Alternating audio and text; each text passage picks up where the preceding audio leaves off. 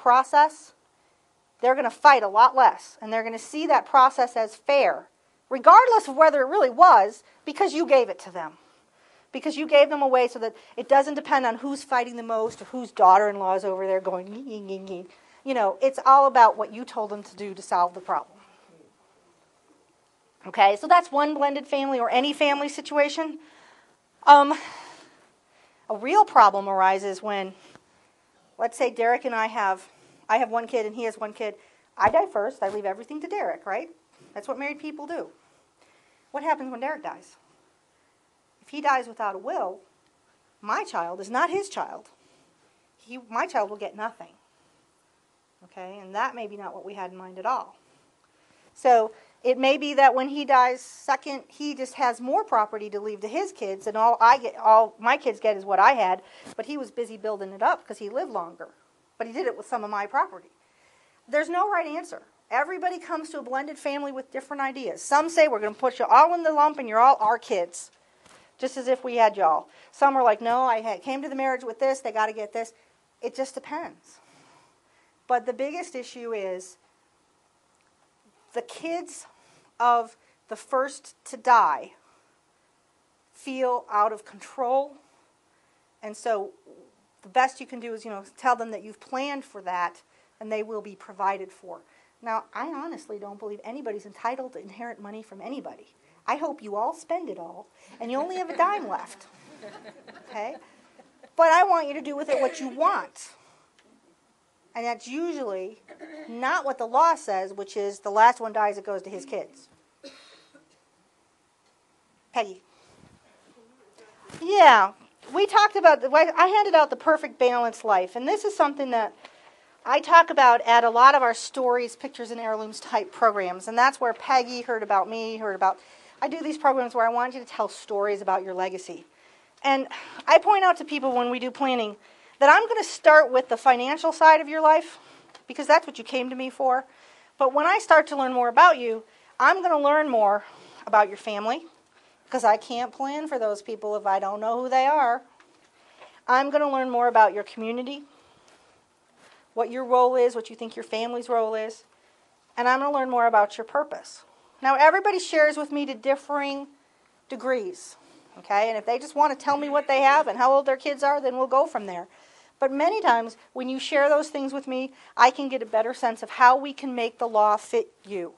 I tell people I'm the navigator. You've got to tell me where the trip has to end, and I'm going to tell us how to get there. But I won't know that if you don't share with me all the pieces of your life. Now, this isn't therapy. I'm not asking you to tell me your deepest, darkest secrets if you don't want to. But you'd be surprised if I just ask you a couple of story questions, what you'll tell me about who you are and what really matters. And then I can try to make sure that your plan is going to accomplish that. So let's say I have two kids. One needs money and the other doesn't. I really want to give one of them $22,000 and the other nothing under the radar gift concept. So if I give child A $11,000 and child B $11,000, and then I have child B give his $11,000 to child A, is that okay? Not if the IRS finds out about it.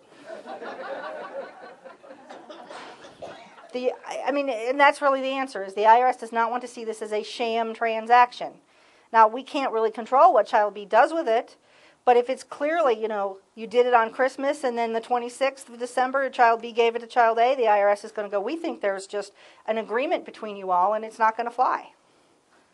How much will this all cost?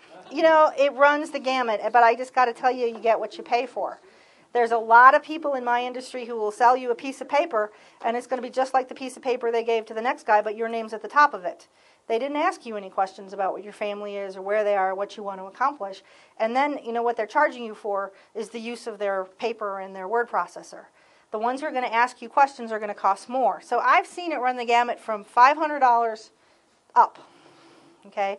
But I think anything less than $500 for a full-fledged estate plan, you're probably just getting pieces of paper.